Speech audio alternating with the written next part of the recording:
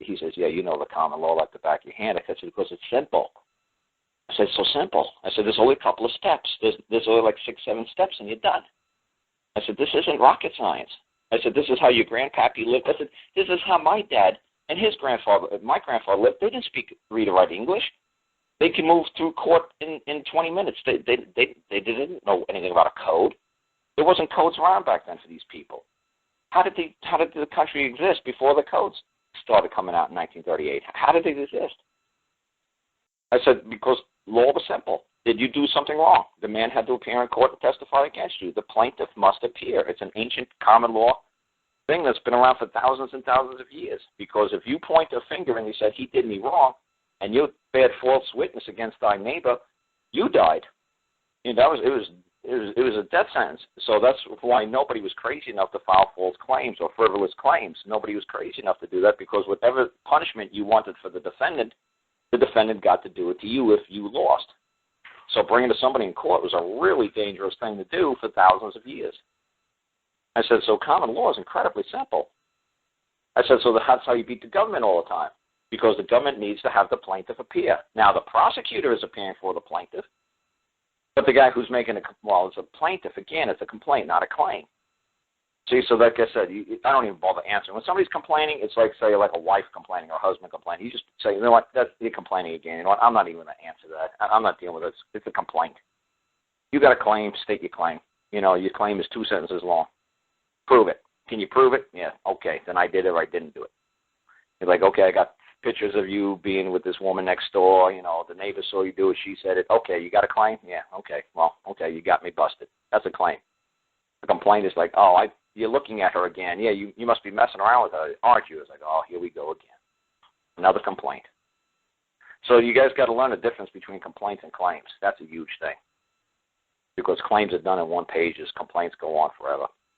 It's just like I said, it's exactly what a complaint or plaintiff means. It's a French word for like a nagging old hag. That's what a plaintiff is. You know, you don't call somebody a plaintiff in France, man. He'll smack you. You know, it's like, I'm not a plaintiff. I'm not nagging. You know, that's what it means, somebody who's nagging. You know, it's like, I'm not a plaintiff. And that's what I told the district court. I said, stop calling me a plaintiff. I'm not nagging. I'm making a claim. Is anybody claiming that my claim is not true? I said, you know, that's all I want to hear, yes or no. I'm not making a complaint. No, I'm not complaining. I'm not a plaintiff. So the whole trick is, like I said, just say you're making a claim. I'm a man and I have rights and I'm protected and secured by the United States Constitution. There you go.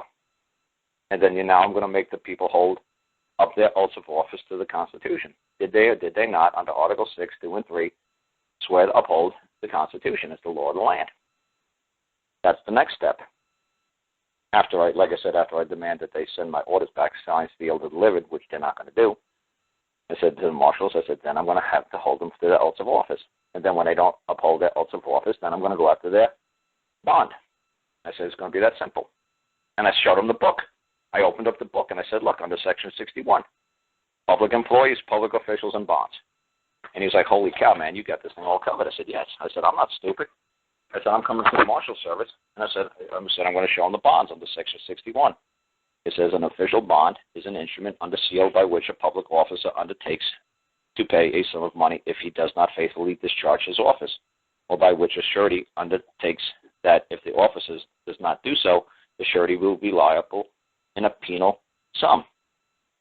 It says, or more generally, an official bond is the bond of a public officer, and it has to be held that every bond executed by an officer in obedience to the law, in which the surety undertakes that he shall discharge a public duty imposed upon him by law, is called an official bond.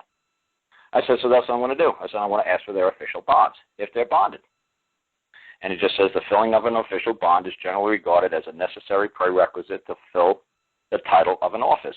It is a condition precedent to the right of a person elected or appointed to be inducted into office, and without such a bond, one is not entitled to the office and may not legally hold or discharge any of the functions of that office. So I said, there you go. I'm going to demand that they put up their bond. If they don't have a bond, they can't officially or legally put up, discharge their functions of that office. I said, they're officers of the court. So all I love that. Right. I scanned it. I could send you that little one-page thing. I pulled it right out of their book. I showed them the book. Please do. I threw the book on the table. I said, because only 3 men in Montana people say public performance bonds, hazard bonds. No, there's only 3 types of bonds. There's official bonds, fidelity bonds, and surety bonds. That's it. I like the free men of Montana. Stop talking about them. I love it too. That's what I told the marshals. I said, I'm guilty of sin of that Fremont and Montana stuff. I said, believe me. I said, I thought these guys were great. I said, my sister had one of the Schweitzer's brothers' houses up here on a mountain in Virginia. I said, we had a Fremont and Montana lady living in a cottage in the back of our house. She was a lovely lady. I said, I love that stuff. I said, but I see where they went wrong. They started doing all these crazy checks and site drafts and going after the IRS. I said, I don't have nothing to do with money. I said, I got a wonderful place up here. I don't need nobody's money. I said, that's where they went wrong, is they started going after it for the money instead of doing it for the principle. I said, I'm doing it for the principle. I said, they did it for the money. I said, if I get some money out of this, well, wonderful. If I don't, big deal. I said, I'm certainly not going to write crazy checks like these guys did and do site drafts and use birth certificates to try to monetize my accounts. And, I'm not going to do that crazy stuff. They were using Department of Agriculture's rounding numbers to buy all kinds of stuff. I said, that was insane what they were doing. But God bless them. If that's what they thought was the right thing to do, to get back at, the government for doing what they were doing to them, if they wanted revenge, that's fine. I don't want revenge. I was going to sue them for $1, but the Department of Justice told me not to. He said, nobody's going to take you. They're going to pay you $1, and it's going to be done. He says, then where are you going to be? I said, oh, yeah, I guess so. Yeah, but then you have your win on the record. Yeah, that's and then you could point. Right, then you could go afterwards later on. But like I said, I like what he just said. He says, make it a whopper. He says, that'll get everybody's attention. Oh, that's what the Marshal Service said, too. He says, oh, you got everybody's attention, all right. That's exactly what he said. Because I went down to the Marshal Service in November, and first I went to the district court local down here in Roanoke, and I asked them, can you read my lawsuit? I said, it's simple. Can you just read it? And they were like, no. So then I went to the Marshal Service, and I said to the Marshal Service, I want you to carry out a couple of writs for me. And I got to send them down to Alabama. Does this stuff make any sense to you? So they read them real quick, and they're like, nah, we don't do stuff like this. And they just basically blew me off. So when they got a call to come back down there 2 months later, it's like, well, you guys kind of blew me off 2 months ago. He's like, yeah, well, now you definitely got our attention. He says, can you please come down here again? I said, oh, now you want to talk to me. He says, oh, yeah. He said, you got our attention now with that paperwork. He said, somebody in the courthouse read that paperwork, and they know what you're doing. They want us to talk to you and find out just who you are and, like, what's your goals. What are you trying to do with this? I said, yeah, because with this paperwork, honestly, I said, I can wind up owning the state of Alabama, couldn't I? He said, we need to talk to you now. Because there needs to be a man who's going to have to come forth on the other side and say they did not do me wrong. Good luck with that. And I can claim anything. I could claim the whole entire state. What are they going to do?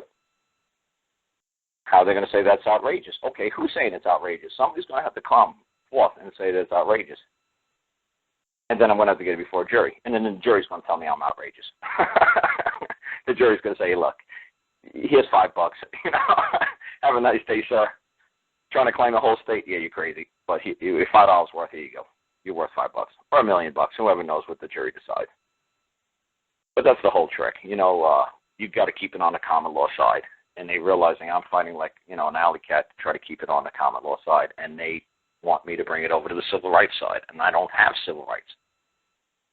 That's what I told them. I said, civil rights are only for certain protected individuals of society. And I'm not it. It's not a prophylactic remedy for all society's ills. I said, that's Scalia, U.S. versus Georgia in 2006. And they're like, holy cow. I said, you can do the stuff right off the top of your head. I said, oh, absolutely. And so when you assume somebody for millions of dollars, you better believe you better know this stuff off the top of your head. Because you got to get before the jury, and you better be quick. Mm-hmm. That's why I say to everybody, just make it these one-page lawsuits. That way you can get in front of a jury and just keep it quick.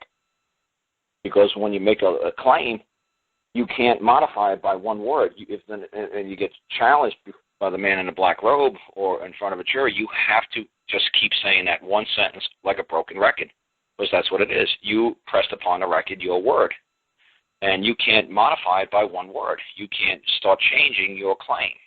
Either you did, like I said, discover the South Pole, or you didn't. If they say, well, come on, maybe you're off by 1 millimeter. It's like, no, because if you say you're off by 1 millimeter, Well, then you didn't discover the South Pole. They'll say, oh, come on, be reasonable about this. Come on, reasonable, come on. It was 100 degrees below zero. It was snowstorms. You were sick. You were dying. You were starving. Come on, maybe you're off by 1 millimeter. Maybe your compass froze. Come on, maybe, come on. Just say maybe. Maybe I was off by 1 millimeter. As soon as you change your word by 1 little millimeter, your whole claim falls through and you don't get a penny. And your case gets kicked out of court. So that's the whole trick, too. Don't fall for this lawyer nonsense when they try to say be reasonable. Don't be reasonable. You make your claim. Your word is your bond. You don't ever alter your claim. You don't change the word. That's why I tell everybody, do it in 1 sentence or less. That way you have too much to say in court. You can't possibly make a mistake. You write 800 pages. Of course you're not going to be able to remember it and say it under oath of affirmation in open court. Nobody's going to read it either. Right, but you have to make your claim under oath of affirmation in open court. You have to. I'm saying an 800-page document, nobody's going to read it.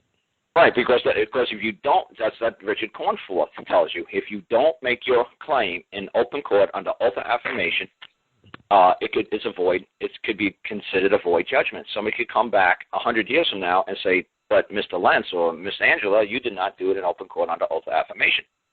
So that makes it a void judgment. You have to do it in open court under oath of affirmation. So make it your claim 1 sentence. Make it super simple, like I said, like I do. I just say it's so simple. Forgery. The DHR uttered a forged instrument which interfered with my rights. I can remember that. See Exhibit C.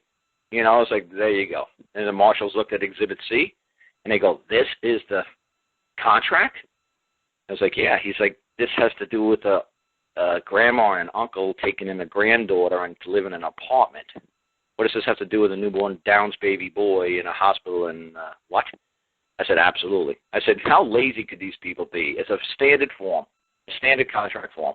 I said, you think they could have at least wrote my name, my wife's name on a blank form, my baby's name on a blank form, made our signatures on a blank form, and signed, sealed, and stamped it by the clerk of the court. You'd think they would have taken 5 minutes out to at least make a fake contract. No. They just grabbed somebody else's contract and threw it in the case file. That's how lazy these people are. They just think that you can't ever get it heard before a court. That's how arrogant they are. Why should we even try to make a foolish contract against you? What court are you going to bring us into? Nobody cares, Mr. Lentz. Nobody's going to care. What are you going to do, sue us in federal court? We're federal agents. What are you going to do? Nobody's going to listen to you. So I'm like, holy cow, these people are right. So like I said, the marshals, like I said, I talked to them for like 2 hours, and they said, yeah, you're right. You're really up against the wall on this one, ain't you? So you better believe it. I said, so you got to do it methodically. You got to do it 1 step at a time. I said, now you got to hold them to their oaths of office. I said, and I'll send that the bond thing to you. I scanned it. Okay. You'll love it. It's simple. But, I sent you a couple of emails already with reminders. Okay, that's fine. But send that one because I didn't. Oh, that's not a problem. There were several documents. I don't remember them all now. Oh yeah, like I said, I made it really simple. Like I sent you guys that stuff before I filed the lawsuit. So the lawsuit I actually sent was really simple. I sent you I filed a lawsuit around December 1st, and that stuff that you guys got, I think it was November 18th, 19th, 20th. So it was you always tighten everything up, the last week or two before you get ready to send it to the court. So yeah, like I said, it's a lot simpler and tighter.